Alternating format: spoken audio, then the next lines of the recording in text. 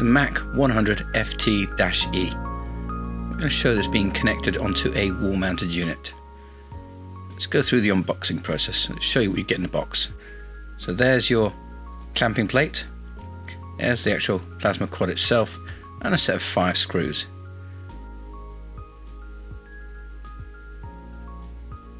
So there's bits of polystyrene underneath the actual clamping plate. They're actually spacers, so we need to break those apart, and we're going to use those as part of the actual installation. And they're going to make sure I'm getting the correct gap above the actual wall-mounted unit. So a little air gap, about 10 millimeters. And there's that CM105 connection that we're going to connect onto the indoor board.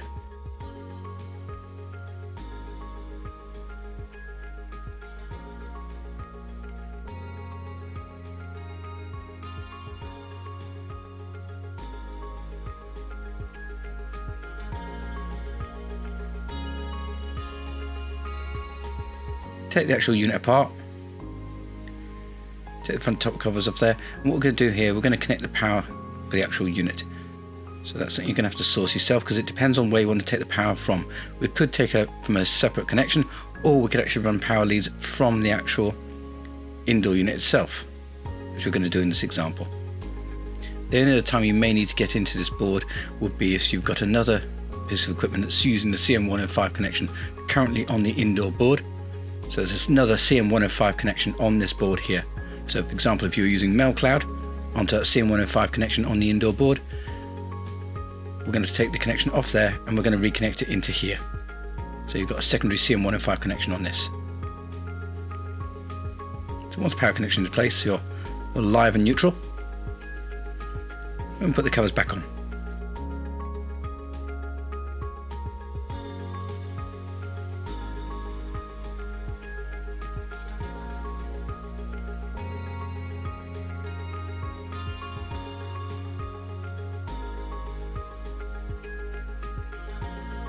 Before installing the plasma quad, ensure there's a 100mm gap after you've actually fitted the plasma quad itself. So it's worth offering it up before you actually do the install to ensure you have that 100mm gap.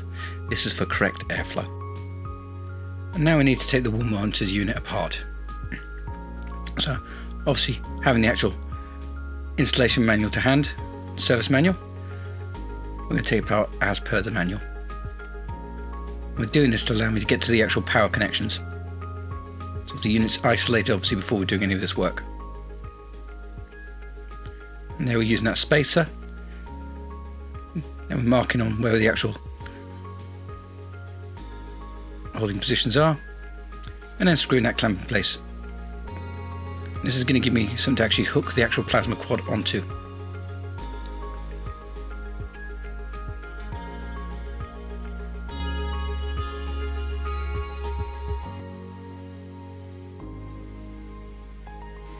There, just refitting that Wi-Fi adapter.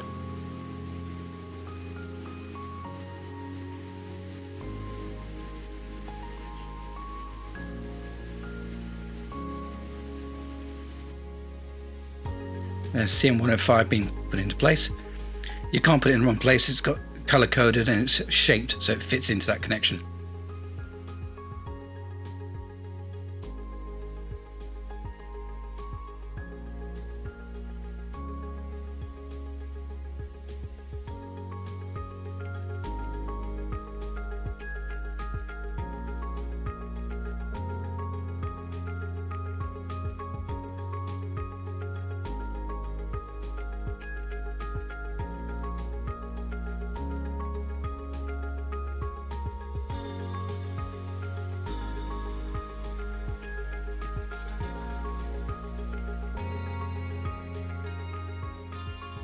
Then we're going to take the back of the actual power terminals off the board, turn it around, and see you've got connections there.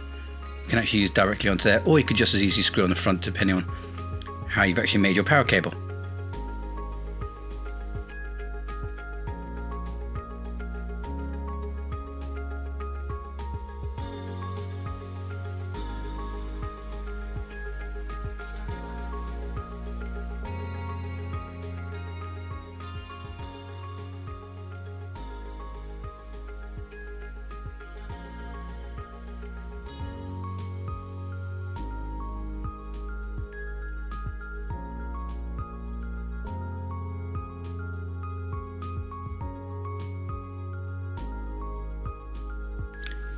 Then we put the connections back into place, put all the covers back into place, make sure nothing's snagging, make sure it's all going back together correctly, and tidy the wires up.